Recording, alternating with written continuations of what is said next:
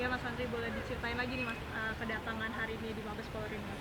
Ya, kami bersama dengan LBH Padang, Kontras, dan juga dalam lingkup Koalisi Masyarakat Sipil Anti Penyiksaan selaku pendamping korban AM yang meninggal di Padang beberapa waktu lalu, datang ke Markas Besar Polri dengan dua agenda.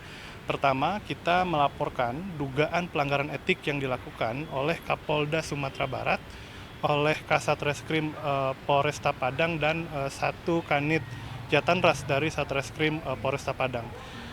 Agenda kedua, kami meminta uh, permohonan pengawasan insidentil kepada Biro Pengawas Penyidik Bareskrim untuk turut melakukan pemantauan dan supervisi terkait proses pengungkapan dalam kerangka penyelidikan dan penyidikan kasus penganiayaan dan penyiksaan yang menimpa klien kami. Ya Mas, tadi kan sempat disebutkan nih bahwa Kapolda Sumbar menjanjikan dua hal nih Mas ya. Apa aja itu Mas? Ya, Kapolda Sumbar menjanjikan bahwa prosesnya katanya akan dilakukan secara transparan dan juga dilakukan secara akuntabel ya.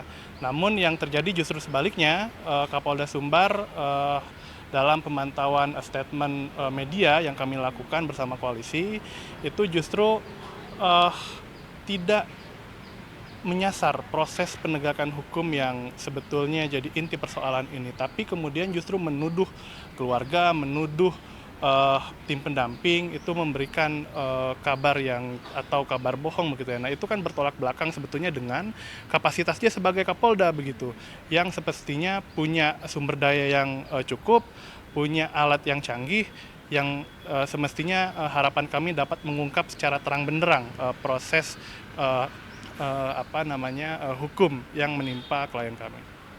Mas, untuk update sendiri nih Mas terkait kasus ini tuh udah sampai mana sih Mas?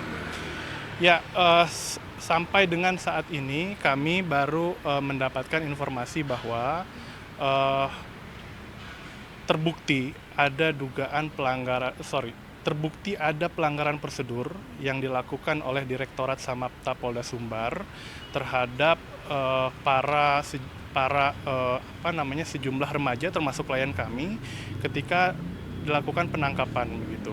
Ada dugaan penyiksaan di situ dan sejauh ini Polda Sumbar telah memeriksa sejumlah saksi begitu. Itu yang kami dapat update melalui SP2HP yang dikeluarkan oleh Polresta Padang gitu. Nah, untuk saksinya sendiri ada berapa nih Mas? Tadi kan saya sempat mendengar kalau saksi tersendiri tuh ada anak-anak juga nih Mas. Betul, bahwa selain almarhum ya, itu ada sejumlah saksi anak yang turut menyaksikan dan mendengar peristiwa penyiksaan yang menimpa klien kami, begitu. Kurang lebih yang saat ini bisa kami temui dan kami mintai keterangan sementaranya itu kurang lebih ada 7 orang. Namun kami belum dapat memberikannya kepada pihak kepolisian karena kami meminta lembaga negara, yakni Lembaga Perlindungan Saksi dan Korban, untuk memproteksi terlebih dahulu para saksi yang kita punya untuk mengungkap kebenaran kasus ini. Ya Mas Andri, boleh diceritain lagi nih Mas, kedatangan hari ini di Mabes Polri nih Mas?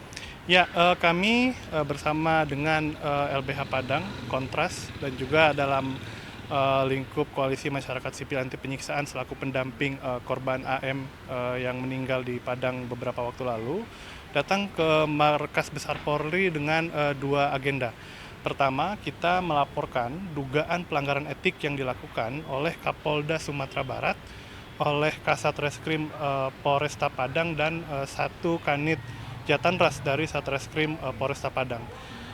Agenda kedua, kami meminta permohonan pengawasan insidentil kepada Biro Pengawas Penyidik Bareskrim untuk turut melakukan pemantauan dan supervisi terkait proses pengungkapan dalam kerangka penyelidikan dan penyidikan kasus penganiayaan dan penyiksaan yang menimpa klien kami. Ya Mas, tadi kan sempat disebutkan nih bahwa Kapolda Sumbar menjanjikan dua hal nih Mas ya. Apa aja itu Mas? Ya, Kapolda Sumbar menjanjikan bahwa prosesnya katanya akan dilakukan secara transparan dan juga dilakukan secara akuntabel ya. Namun yang terjadi justru sebaliknya, Kapolda Sumbar dalam pemantauan statement media yang kami lakukan bersama koalisi itu justru tidak menyasar proses penegakan hukum yang sebetulnya jadi inti persoalan ini, tapi kemudian justru menuduh keluarga, menuduh tim pendamping itu memberikan kabar yang atau kabar bohong begitu ya. Nah itu kan bertolak belakang sebetulnya dengan kapasitasnya sebagai Kapolda begitu, yang semestinya punya sumber daya yang cukup, punya alat yang canggih, yang semestinya harapan kami dapat mengungkap secara terang benderang proses hukum yang menimpa klien kami. Mas, untuk update sendiri nih Mas terkait kasus ini tuh udah sampai mana sih Mas? Ya, sampai dengan saat ini kami baru mendapatkan informasi bahwa terbukti ada pelanggaran prosedur yang dilakukan oleh Direktorat Samapta Polda Sumbar terhadap sejumlah remaja termasuk klien kami ketika dilakukan penangkapan begitu. Ada dugaan penyiksaan di situ dan sejauh ini Polda Sumbar telah memeriksa sejumlah saksi begitu. Itu yang kami dapat update melalui SP2HP yang dikeluarkan oleh Polresta Padang. Gitu. Nah untuk saksinya sendiri ada berapa nih Mas? Tadi kan saya sempat mendengar kalau saksi tersendiri tuh ada anak-anak juga nih Mas. Betul, bahwa selain almarhum ya, itu ada sejumlah saksi anak yang turut menyaksikan dan mendengar peristiwa penyiksaan yang menimpa klien kami, begitu. Kurang lebih yang saat ini bisa kami temui dan kami mintai keterangan sementaranya itu kurang lebih ada 7 orang. Namun kami belum dapat memberikannya kepada pihak kepolisian karena kami meminta lembaga negara, yakni Lembaga Perlindungan Saksi dan Korban, untuk memproteksi terlebih dahulu para saksi yang kita punya untuk mengungkap kebenaran kasus ini.